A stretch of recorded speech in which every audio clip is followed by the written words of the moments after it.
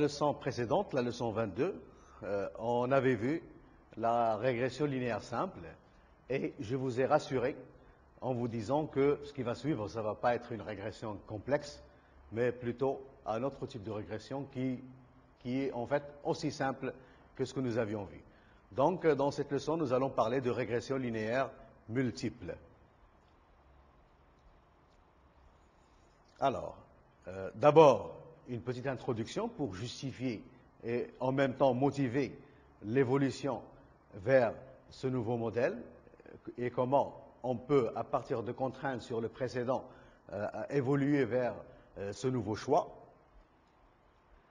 Puis, on va introduire la régression multiple, donc nouveau modèle. Et par la suite, nous allons parler de quelque chose qui est similaire à la régression multiple et que nous allons qualifier de régression polynomiale. Alors, tout d'abord, l'introduction.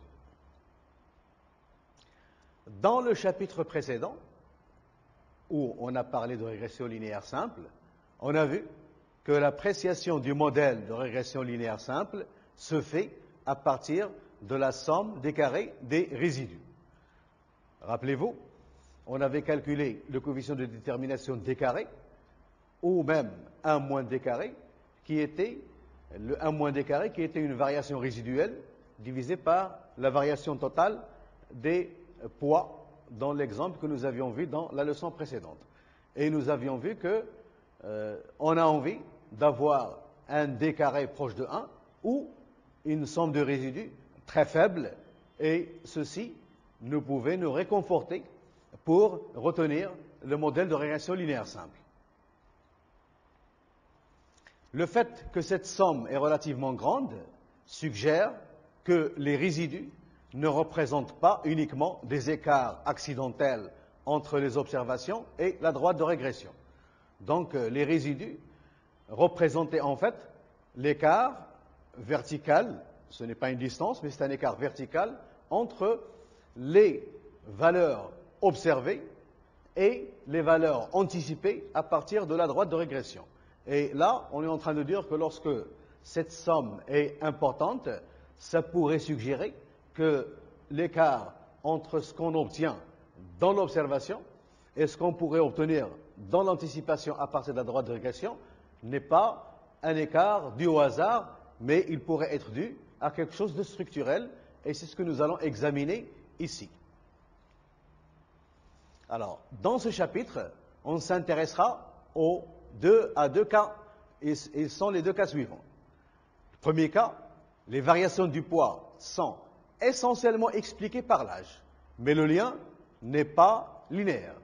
Donc, le premier cas, l'âge explique essentiellement le poids, c'est-à-dire que l'évolution du poids est déterminée essentiellement par l'âge, mais la relation qu'on a adoptée, qui était sous forme d'une relation linéaire, n'était pas adaptée pour exprimer le lien existant entre l'âge et le poids.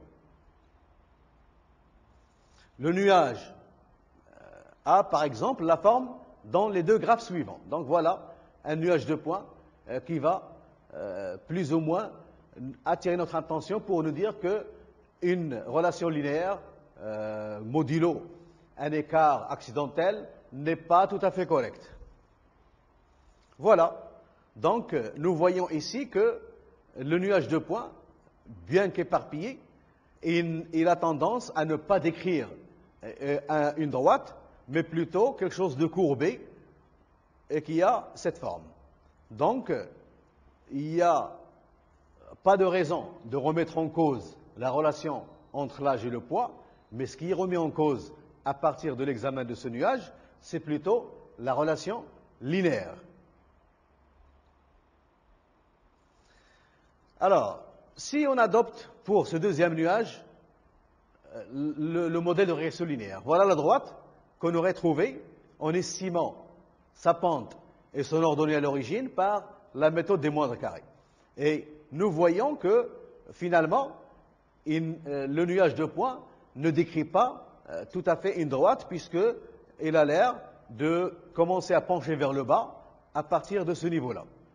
Donc, on peut soupçonner le choix d'une relation linéaire, donc d'un modèle de régression linéaire simple. Alors, deuxième possibilité, nous avions évoqué la première, qui consistait à dire que le poids est essentiellement expliqué par l'âge, mais c'est le type de relation qui n'est pas adapté et qu'il fallait le changer. La deuxième situation, l'âge à lui seul n'est pas suffisant pour expliquer ces variations et il faut introduire une autre variable explicative du genre nutrition, voire le graphe précédent. Donc, dans cette deuxième situation, contrairement à la première, on peut, à travers l'examen du nuage, par exemple, soupçonner que l'évolution du poids n'est pas expliquée uniquement par l'âge, ce qui est tout à fait logique, mais peut-être un autre facteur du type nutrition et qui pourrait, à côté du facteur âge, expliquer l'évolution du poids. Donc, nous avons un nuage de points qui est là. Ce nuage de points a tendance à être allongé dans ce sens, qui pourrait suggérer le choix d'un modèle de régression linéaire simple tel qu'on l'avait fait dans la leçon précédente, mais le fait que les points sont trop éparpillés par rapport à cette tendance linéaire va donner des résidus assez élevés, et alors il n'y a pas pour le moment une raison de croire que le lien il est essentiellement entre le poids et l'âge, mais il n'est pas linéaire, mais plutôt qu'il y a un deuxième facteur qui doit rentrer en jeu pour expliquer l'évolution du poids et à côté de l'âge, bien sûr. Donc l'âge à lui seul n'est pas suffisant pour expliquer l'évolution du poids. Alors, voilà, on en arrive donc à la régression multiple.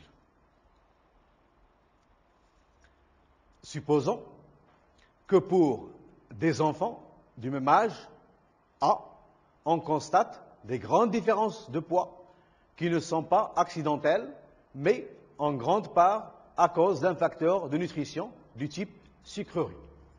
Donc, nous savons tous que pour des enfants du même âge, il y a certainement une différence, nous l'avions déjà vu pour adopter le modèle de régression linéaire simple, mais dans certaines situations, il se peut qu'il y ait une différence très importante. Et dans ce cas-là, on ne peut pas attribuer uniquement cette différence au hasard, mais il faut chercher une autre explication. Et là, l'explication qu'on propose, c'est le fait de consommer trop de sucreries qui pourrait rendre certains enfants, bien qu'ils ont le même âge, trop gros par rapport à d'autres. Alors, la variation du poids n'est donc pas expliquée uniquement par l'âge, mais aussi par ce facteur noté O, supposé numérique. Alors, le nouveau facteur que je vais introduire, nutrition, je le note O, mais il doit être numérique. C'est-à-dire, ça ne doit pas être une variable dont les valeurs sont catégoriques. Donc, c'est un facteur numérique, de la même façon que l'âge. On suppose qu'on a le modèle suivant. P, indice A, le poids d'un enfant d'âge A, il est égal à la même partie que le modèle précédent, C0 plus C1A, mais il y a un terme additionnel, C2 fois O, et viendra plus après l'écart. Donc, le nouveau dans ce modèle par rapport au précédent, c'est qu'il y a ce facteur additionnel, ce terme additionnel, qui est une constante, une troisième constante introduite à ce niveau-là, multipliée par le nouveau facteur que nous allons adopter pour expliquer les variations du poids.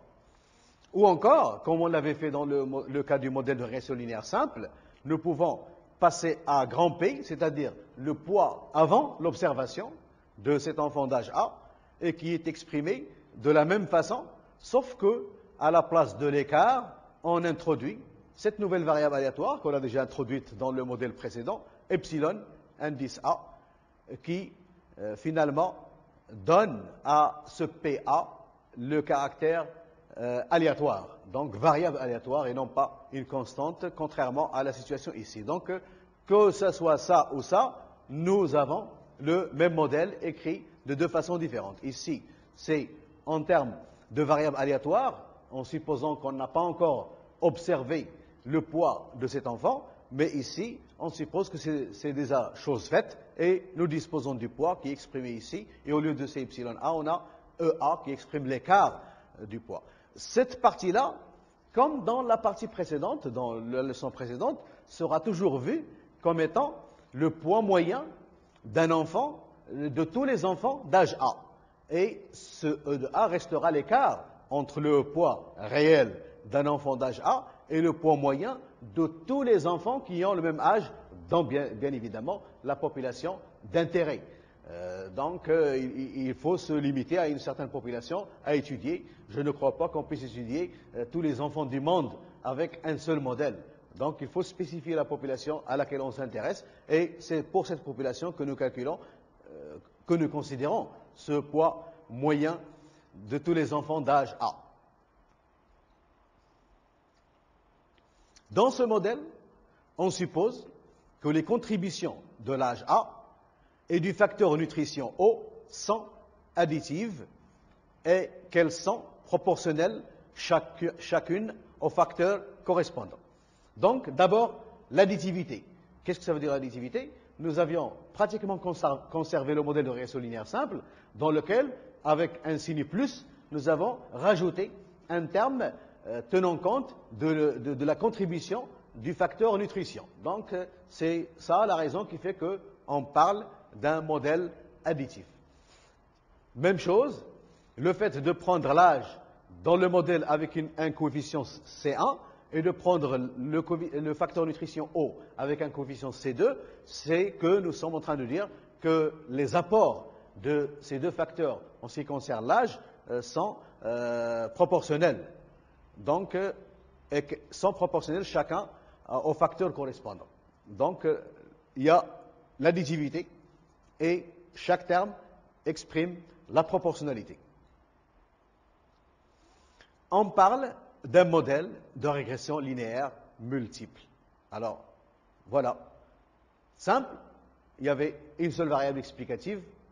Multiple, il y en a deux à ce niveau-là, mais je crois qu'on a compris le processus. On peut penser à d'autres facteurs. Si jamais, encore une fois, même en rajoutant ce facteur, les résidus restent élevés, il faut penser à autre chose. Multiple parce qu'on a plus qu'une variable explicative. Linéaire parce qu'il y a l'additivité et il y a la proportionnalité. Donc, linéaire, c'est l'additivité et la proportionnalité, et multiple parce que nous avons deux variables explicatives, et comme je l'avais déjà dit, on pourrait avoir plus. Alors, les deux variables A, âge, et O, nutrition, sont dites explicatives, comme on avait qualifié l'âge comme variable explicative dans le modèle de régression linéaire simple. Les coefficients C0, C1, C2 sont inconnus, de la même façon que C1, C0, C1 dans le modèle de régression linéaire simple. On les estime toujours par la méthode des moindres carrés. Donc, c'est la même méthode que nous avions utilisée dans la leçon précédente qui va servir pour déterminer ces trois coefficients inconnus. Et avec ça, on déterminerait la partie linéaire du modèle. Et donc, nous pouvons faire de la même façon que dans la leçon précédente de la prédiction. Alors, les estimations C0 chapeau, C1 chapeau, C2 chapeau de ces trois valeurs sont les valeurs de ces trois coefficients, C0, C1 et C2, pour lesquelles cette quantité-là est minimale. Alors, qu'est-ce que c'est cette quantité-là? C'est le poids d'un enfant d'âge AI, moins l'anticipation, si vous voulez, la partie constante du modèle supposé, le taux élevé au carré. Donc, quand on n'avait pas ce terme-là dans le modèle précédent, ceci était l'écart entre le poids et la droite en allant verticalement, élevé au carré. Maintenant, nous n'avons pas une droite, mais nous avons plutôt quelque chose qui varie dans le plan. Et donc, c'est l'écart entre le poids et ce qui pourrait être anticipé pour le poids à partir du modèle élevé au carré. Et alors, les valeurs solutions qui vont être ici sont les valeurs qui vont rendre cette quantité-là minimale. Et c'est pour ça qu'on parle des moindres carrés. Le carré, il est là, et le moindre, c'est parce qu'on minimise cette quantité-là. Les expressions de ces estimateurs sont encombrantes. Et donc, on évite de les écrire ici. Donc, ça ne sert à rien de les écrire. Je l'ai déjà dit, et je le répète encore une fois, l'essentiel pour nous, c'est de comprendre le principe, et comment ça marche, et comment choisir le modèle. Mais, heureusement pour nous, l'informatique est aujourd'hui à notre disposition, et les calculs, on peut les faire de manière rapide et facile, sans trop se tracasser de formules ni de calculs. Alors, mais de la même façon que dans le modèle précédent, on peut vérifier que la somme sans le carré, la somme que nous avions cherché à minimiser tout à l'heure avec un carré, sans le carré, elle est nulle, elle est égale à 0.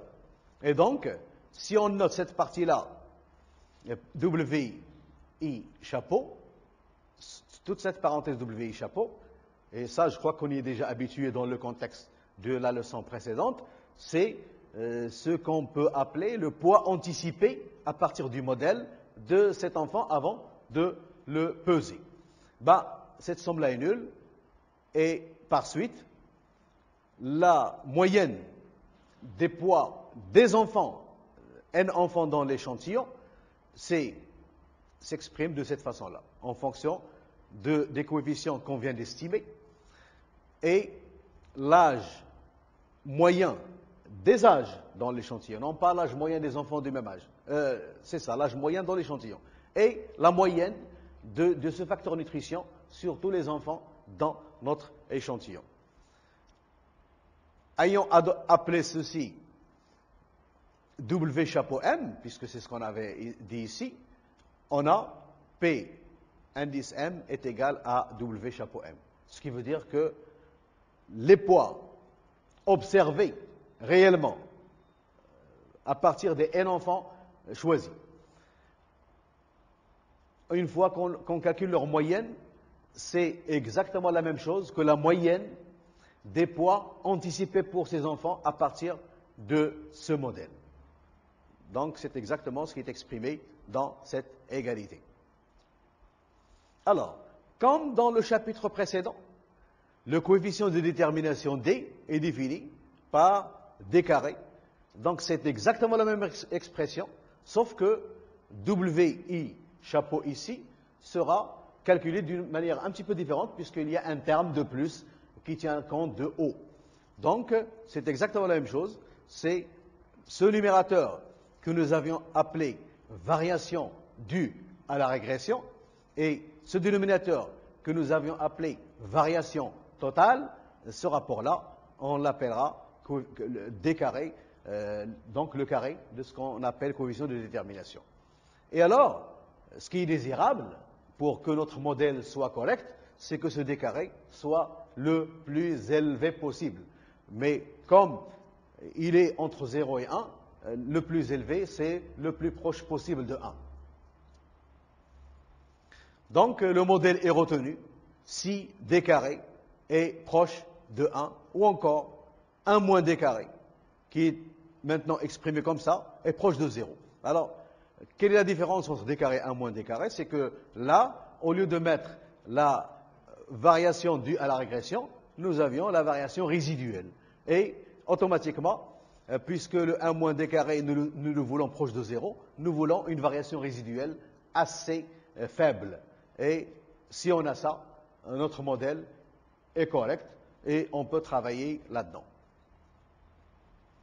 On peut tester des hypothèses sur les CI comme on l'a fait, on l'a proposé dans la leçon précédente. Par exemple, l'hypothèse H, qui consiste à tester C2 égale à 0, la dernière constance que nous voulons introduire, veut dire que la contribution du facteur O dans la variation du poids est insignifiante. Alors, qu'est-ce que ça veut dire ça? J'adopte un modèle avec deux variables explicatives. Et là, je suis en train de tester que finalement, la deuxième variable que je viens d'introduire pourrait être laissée tomber. On peut s'en passer. Ça pourrait être ne pas réaliste, mais il se peut que la courbure, enfin l'éparpillement que j'ai vu, n'est pas tellement alarmant et il n'est pas nécessaire vraiment d'introduire une autre variable explicative et que finalement, bien que cette variable pourrait expliquer quelque chose, mais c'est insignifiant à côté de ce que explique l'âge. Donc, ça pourrait être une hypothèse d'intérêt. Et si jamais cette hypothèse-là est acceptée, nous revenons au modèle de régression linéaire simple parce que C2 égale à 0 veut dire que ce qu'on a rajouté dans ce contexte va être enlevé et que nous allons retrouver le modèle que nous avions déjà vu dans la leçon précédente. Alors, maintenant, ayant montré comment on peut aller vers ce modèle, rajouter une variable explicative et quelles sont les raisons, ayant montré comment on peut estimer les paramètres de ce modèle, les coefficients C0, C1, C2, ayant montré comment on peut juger ce modèle lui-même, est-ce qu'il est raisonnable avec le coefficient de détermination ou pas. Alors, si ce modèle-là est retenu, nous pouvons maintenant l'utiliser pour faire quoi? Pour faire ce qu'on appelle de la prédiction. Eh bien, c'est ce que je vais proposer tout de suite. Pour un enfant de caractéristiques AN plus 1, ON plus 1, alors je mets ici N plus 1, N plus 1 pour dire que ce n'est pas du tout un enfant que j'ai vu dans l'échantillon sur lequel je me suis basé pour estimer les paramètres du modèle. On peut prédire, donc anticiper, le poids de cet enfant par, tout simplement, W chapeau N plus 1 est égal à C0 chapeau et ainsi de suite. Donc, c'est la partie linéaire estimée du modèle et ça nous servira de prédiction pour dire que cet enfant-là, si notre modèle est bien choisi, ben, son poids ne doit pas être loin de cette valeur avant même de le peser. Et si le modèle est correct, même en le pesant, on trouvera que son véritable poids n'est pas très différent de ce que nous avions anticipé. Et donc, le modèle nous servira, si vous voulez, d'anticiper, mais à quelles conditions que je vais tout de suite énumérer. On peut montrer que plus se couplent l'âge et la quantité de nutrition attribuée à ce nouveau enfant d'âge AN plus 1. Plus ce couple-là est loin du couple moyen. Là, AM, c'est l'âge moyen des enfants dans l'échantillon. OM, c'est la moyenne du facteur nutrition pour les enfants dans l'échantillon. Alors, plus ce couple est loin de ce couple, plus cette prédiction est mauvaise. C'est normal. Comme je l'avais déjà dit dans la leçon précédente, si je travaille dans un spectre d'âge entre 0 et 3 ans, par exemple, c'est ce que j'avais fait dans la leçon précédente, et si j'utilise des enfants dans ce spectre pour estimer les coefficients du modèle, je ne vais pas utiliser ce modèle pour anticiper le poids d'un enfant de 13 ans. C'est irréaliste. Pour anticiper le poids d'un enfant de 13 ans, il faut aller chercher un modèle dans cette zone. Donc, utiliser des enfants dans cette zone-là pour estimer les paramètres du modèle. Mais comme moi j'ai utilisé les enfants entre 0 et 3 ans, je ne pourrais pas utiliser ce modèle-là pour anticiper le poids d'un enfant qui a un âge 13 ans, qui est très loin de cette tranche d'âge 0-3 ans. Alors remarque, l'introduction d'une troisième variable explicative peut être nécessaire pour réduire davantage la variance résiduelle. Donc, tout à l'heure, j'ai dit que notre point de départ, c'était un modèle de régression linéaire simple. On peut constater que la variance résiduelle est très élevée. Ou bien, on n'est même pas obligé d'aller vers un modèle de régression linéaire simple. On peut tout simplement regarder le nuage de points et dire qu'un modèle de régression linéaire simple n'allait pas être approprié. Pensez à introduire un autre facteur, mais ça, ce n'est pas de manière fortuite. Il faudrait s'y connaître dans le domaine. Donc, quand j'ai parlé d'un facteur sucrerie, je crois qu'on n'a aucun mal à comprendre que ça a de l'influence sur le poids.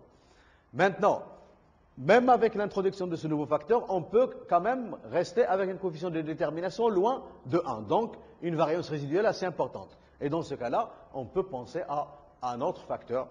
Par exemple, bien qu'il n'est pas approprié ici, puisque moi je tiens à ce que pour le moment on se limite à des facteurs numériques et non pas catégoriques. Mais il est raisonnable, et ce ne sera pas dans notre capacité de le faire ici, il est raisonnable de penser par exemple à un autre facteur génétique. Le poids, il y a une part héréditaire dans nos poids. Donc on peut développer le modèle davantage à chaque fois qu'on voit que c'est nécessaire. Alors, mais on n'a pas intérêt à encombrer le modèle par des variables explicatives qui ont peu d'influence sur le poids. Donc, il ne faut pas croire que pour finalement avoir un modèle correct, il faut mettre le paquet et mettre le maximum de variables qu'on peut soupçonner ayant un effet explicatif du poids. Ce n'est pas du tout une bonne chose et on va voir pourquoi tout de suite. Là, j'arrive donc à une situation qui n'est pas très différente de l'autre. C'est ce qu'on appelle une régression polynomiale. Vous allez voir que ça pourrait avoir de l'intérêt, ça pourrait apparaître comme un modèle différent de ce que j'ai vu tout à l'heure. Mais on va voir comment on peut l'adapter et que finalement on aura pratiquement le même modèle. On a déjà dit que la variation du poids peut être essentiellement expliquée par l'âge. Mais le lien n'est pas linéaire. On peut tenter le modèle suivant. Voilà le nouveau modèle que nous allons introduire. Nous allons, encore une fois, considérer P indice A, le poids d'un enfant d'âge A, prendre la partie que nous avions déjà vue dans le modèle de régression linéaire simple, rajouter un terme supplémentaire, c'est bien celui-là, comme on l'a fait dans la partie précédente. Et nous allons donc, P de A est égal à C0 plus C1A plus C2A carré plus EA, l'écart entre le poids réel de cet enfant et le poids moyen de tous les enfants d'âge A. Quelle est la différence entre ce modèle et celui que nous venons de voir, qui était modèle de régression multiple? C'est que, à la place du O, on a un A carré. Donc, le facteur que nous avions appelé facteur nutrition dans la partie précédente, il est remplacé ici tout simplement par le carré de l'âge. Pourquoi penser au carré? Tout simplement parce qu'on peut, à partir du nuage de points, voir que le nuage de points, au lieu d'être allongé dans le sens d'une droite, il a plus ou moins la forme d'un croissant. Et donc, ce n'est pas du tout une équation linéaire qui va exprimer essentiellement la relation entre le poids et l'âge, mais plutôt une courbe vraiment courbée. Et c'est pour ça qu'on pense adopter un modèle de ce genre. Donc, à ce niveau-là, on estime qu'on n'a pas besoin d'un deuxième facteur explicatif, mais il suffit de modifier le type de relation existante entre l'âge et le poids. Donc, aller vers un lien curviligne, si on peut l'appeler ainsi, ou aussi polynomial. Dans ce modèle, qui est dit modèle de régression polynomiale, l'espérance du grand P de A, le poids de l'enfant d'âge A avant de le mesurer, qui est le poids moyen, cette espérance est le poids moyen de tous les enfants d'âge A dans la population. Ceci est une fonction polynomiale de degré 2 de A.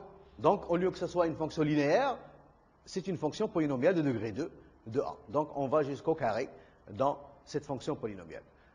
Adopter ce modèle, c'est tout simplement supposer que cette espérance mathématique est égale à ça, parce que l'espérance mathématique de epsilon de A, c'est 0. Alors, pour calculer le coefficient de détermination, on utilise les mêmes expressions correspondantes dans le modèle de régression multiple avec OI remplacé par AI carré, puisque après tout, les deux modèles se ressemblent. La seule différence, c'est que dans le modèle de régression multiple, il y avait un OI, et dans le modèle de régression polynomiale, il y a un AI carré.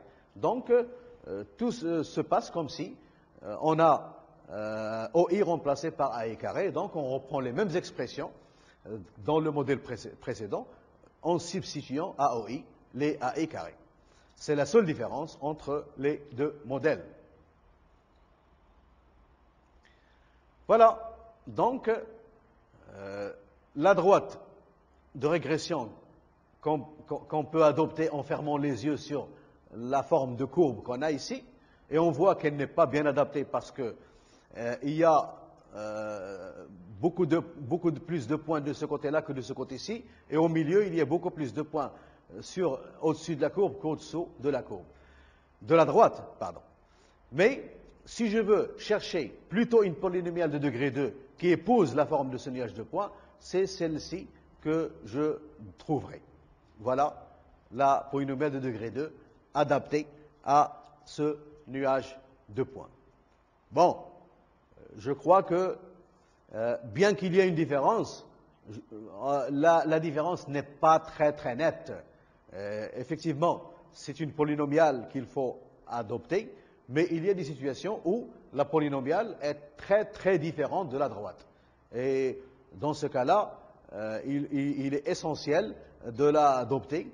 Et même si on veut tester que le coefficient, comme on va le voir après, du carré est nul, comme je l'ai fait dans le OI avant, j'avais testé C2 égale à 0. Je peux encore tester C2 égale à 0 pour dire que finalement, je me tracassais pour rien et que je n'ai pas une véritable polynomiale.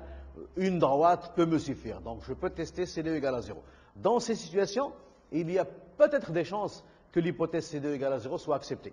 Mais dans d'autres situations où la courbe est nettement différente de la droite, même si on teste C2 égale à 0, l'hypothèse sera rejetée.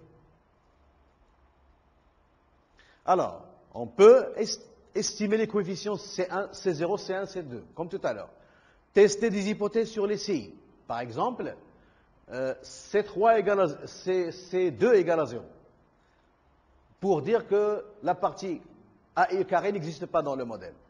Et prédire le poids d'un enfant d'âge à n plus 1 en adaptant les expressions correspondantes dans le modèle à deux variables explicatives. Donc, tout ce que j'ai fait dans le modèle à deux variables explicatives, donc le modèle de régression linéaire multiple, je ne le referai pas ici. C'est une adaptation. D'ailleurs, il y a même des logiciels qui ne traitent que le cas multiple et non pas polynomial. Et c'est à nous, quand on fait entrer les données, au lieu de faire entrer une deuxième variable OI, on la remplace par tout simplement les carrés des AI et on demande une régression linéaire multiple. Et en fait, ce qu'on obtient, c'est une régression linéaire polynomiale, puisque les deux modèles se ressemblent à une petite nuance près. Alors, dans ce dernier cas, le poids anticipé à partir de courbes de régression estimées c'est cette forme. C'est exactement la même forme que tout à l'heure, sauf que dans le cas précédent, on avait ici O indice n plus 1, alors que là, c'est A n plus 1 au carré. C'est ce que j'ai expliqué à maintes reprises. Alors, l'hypothèse H, qui consiste à tester CI égale à 0, veut dire que le modèle, ça doit être C2 et non pas CI. C2 égale à 0, je l'ai déjà dit, veut dire que le modèle est celui d'une régression linéaire simple. Donc, si cette hypothèse-là, avec 2 ici, c'est-à-dire ce coefficient sans le chapeau, le coefficient d'origine, s'il est nul, c'est que nous pouvons enlever ce terme du modèle, conserver le reste, et nous tombons sur un modèle de régression linéaire simple. Donc, en général, si cette hypothèse-là est vraie, en estimant ces deux chapeaux, la valeur estimative que nous allons trouver va être très proche de 0. Donc, les choses sont liées, la partie test et la partie estimation. Donc, si cette hypothèse-là devait être retenue, en principe, dans la partie estimation, on doit trouver un C chapeau 2 qui est très très proche de 0. Et donc, à partir de là, on a déjà une suggestion pour nous dire que ce n'est pas la peine de trop se tracasser par rapport à cette partie quadratique additive, supplémentaire, il suffit de vous limiter à une partie linéaire. Mais, si vous voulez, quand on opte pour ce genre de modèle, c'est parce que les données, déjà, à l'œil nu, nous disent que ce n'est pas du tout un modèle linéaire qui va être approprié, mais c'est plutôt un modèle curviligne ou polynomial. Alors, remarque, si, par exemple, l'allure de la courbe dégagée par le nuage des points signale la présence d'un point d'inflexion, alors, ça veut dire qu'il n'y a pas une convexité ou une concavité uniforme. Il y a un changement de convexité. Il y a un point d'inflexion. Mathématiquement, on peut dire qu'une polynomiale de degré 2 n'est pas suffisante pour réduire la variation résiduelle. Donc, déjà, bien que le nuage de points présente une certaine courbure, si en plus de la courbure, il y a un point d'inflexion, c'est-à-dire qu'il y a une courbure dans un sens, puis après on change de sens, donc il y a un changement dans la convexité de la courbe, une polynomiale de degré 2 ne va pas être suffisante. Il va falloir aller au moins vers une polynomiale de degré 3. Donc rajouter, au lieu de AI carré, rajouter un AI cube aussi pour finalement bien définir le modèle. Alors, dans tout ce qui concerne l'estimation des paramètres et donc la prédiction, on suppose que les observations sont indépendantes et de même variance, comme dans la leçon précédente. Nos observations, les poids, sont indépendantes et ils ont la même variance. Ils n'ont pas à avoir la même moyenne parce que la moyenne, c'est vraiment la partie constante dans le modèle qui varie d'un enfant à l'autre. Mais ils ont la même variance et elles sont en plus indépendantes. Alors, pour tester des hypothèses, on suppose en plus qu'elles sont normales. Donc, pour tester des hypothèses sur les paramètres, genre C2 égale à 0, c'est-à-dire le modèle est linéaire, on suppose que nos données ont la distribution normale. Donc, en plus de l'indépendance et de la même variance, on suppose qu'elles sont normales. Alors, le choix d'un modèle adéquat est basé d'abord sur l'examen du nuage de points. Donc, première des choses, dessiner les points dans un plan et regarder comment ils sont disposés dans ce plan et qu'est-ce qu'ils nous suggèrent. Et éventuellement, une idée sur les variables explicatives les plus influentes. Pour expliquer le poids, il y a énormément de variables qui peuvent rentrer en jeu pour expliquer l'évolution de ce poids. Mais ce n'est pas la peine de nous intéresser à toutes les variables sur le même pied d'égalité. Il faut sélectionner les plus importantes, les plus influentes. Et bien qu'on a la conviction que certaines variables peuvent avoir de l'influence sur le poids, leur influence peut être négligeable par rapport à d'autres variables. Et ce qui est important, c'est de retenir celles qui sont les plus influentes. Alors, le choix judicieux du modèle est la tâche la plus importante. Car aujourd'hui, il y a une multitude de logiciels qui permettent de faire les calculs les plus complexes. Donc, à partir de ces deux leçons qui se complètent, nous voyons que notre tâche, ce n'est pas une tâche de calcul, c'est une tâche du choix du modèle de manière intelligente, de telle sorte que le modèle soit le mieux adapté à nos données. Une fois ce choix est fait, le reste est simple. Il suffit d'aller s'installer devant un ordinateur, chercher un logiciel de statistique et dans le menu, vous cliquez sur le modèle que vous avez choisi et il faut espérer que vous l'avez bien choisi et vous verrez qu'il y aurait énormément de calculs que vous ne pourrez même pas faire à la main, qui seront à votre disposition. Et donc, ça vous épargne une tâche ingrate. Donc, votre travail, c'est la partie intelligente. C'est la partie choisir le meilleur modèle pour finalement analyser vos données. Donc, je crois que l'essentiel a été dit ici. Et j'espère que nous sommes arrivés à finalement orienter un petit peu les gens pour voir que le plus important en statistique, c'est le choix du modèle et non pas les calculs.